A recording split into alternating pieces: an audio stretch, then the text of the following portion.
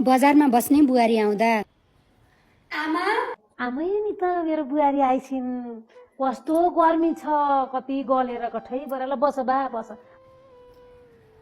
ढोक गरे ल खुट्टा दिनु पर्दैन पर्दैन पर्दैन बा, हातमै ढोग न, हातमै ढोग। आजकलको जमानामा पनि गोडामा ढोक्छन् त लाटी। ए हस् आमा। भाग्यमानी भयो बा, भाग्यमानी भयो। तिमीले ल्याइदिएको फ्यान छ, त्यही फ्यान चलाएर आनन्दले बस्छु म त।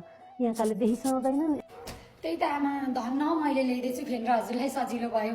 कहाँ गर्छन् त मैले जस्तो माया, यहाँ त उही त्यही त हो नि। बस्दैनन् है हजुरका छेउमा यसो गफ गरेर। के गर्नु हजुर, कि बुहारी त कामै छैन क्या।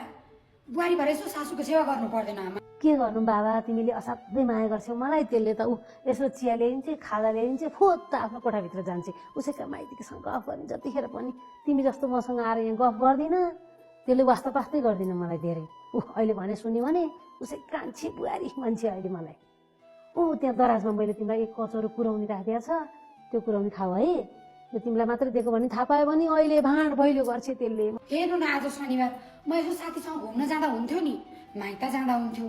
तर म त हजुरलाई एकचोटि आएर नहेरिकन चित्तै बुझ्दैन। उहाँ किचनमा काम गर्दा जे गर्दा जता जाँदा बाहिर जाँदा जतिखेर मलाई हजुरको याद आउँछ। कति धेरै माया गर्छु गर्छु क्या आमा म।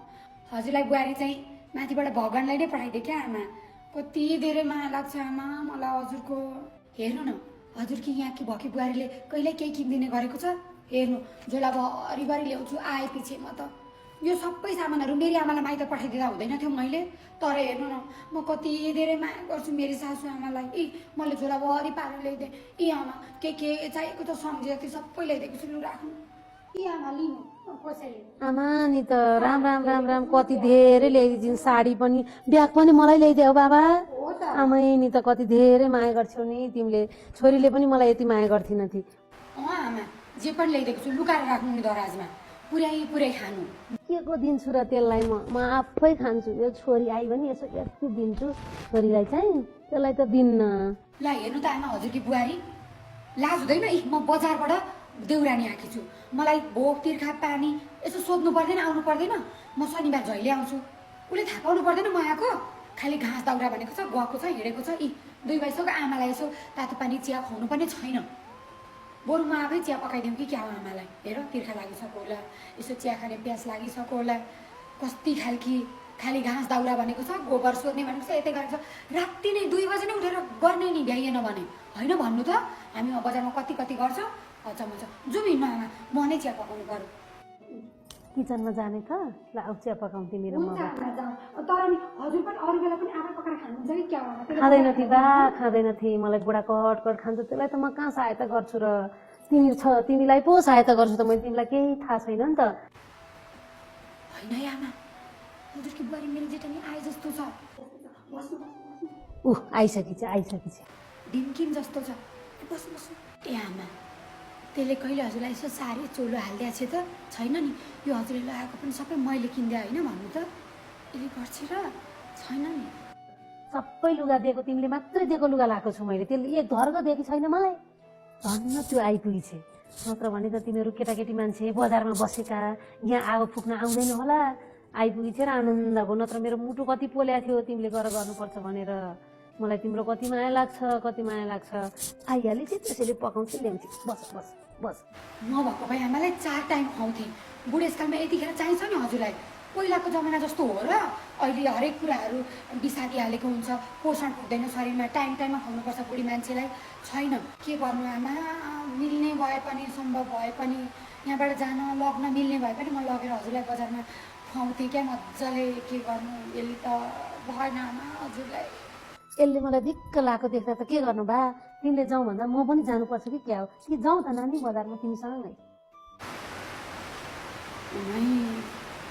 यो बुढीलाई लगेर पालेर खुवाउन सक्छु कि क्या त म? यहाँ दिनको 3-4 टाइम, बिहान बेलुका एक मग दुध भैँसीको मजाले तताएर खाएको मान्छेलाई उहाँ 1.5 रुपियाँ लिटरको दुध दहीमै खुवाउन सक्छ त? घिउ यति हालेर खानुपर्छ उसलाई। हेर नि त्यो मोटो। होइन आमा, त्यही त। अब होइन, अब यहाँ पनि त यसो खेतीपाती गर्नै पर्छ उनीहरूलाई, वस्तुभाउ पनि पाल्नै पर्यो। अब यहाँ भएपछि अर्ग्यानिक दुध खान दिएका छन् आमालाई। हेर्नु त कति मोटी हुनुहुन्छ हजुर यहाँ खाएर बसेर। अनि म बजारमा गएपछि त अनि गाह्रो हुन्छ, पातलो न पातलो दुध हुन्छ। यसो तिमी भए टाइममा खाना दिन्थ्यौ बा, यसले त यसो गरे जस्तो गर्छ फुत्तै हिँड्छे। मलाई चाहिँ जानु मन छैन त, सहरमा छोराले त्यत्रो घर बनाएको छ अरे, मैले सुनेको छु। छोराले हाम्रो घर चाहिँ आउँदैन आमा भनेछ मलाई, मेरा छोराछोरी मेरा नाति नातिना। मलाई चाहिँ भेट्न मन छैन त बा, म दसैँ पछाडि जान्छु, तिमीसँगै जान्छु है बा।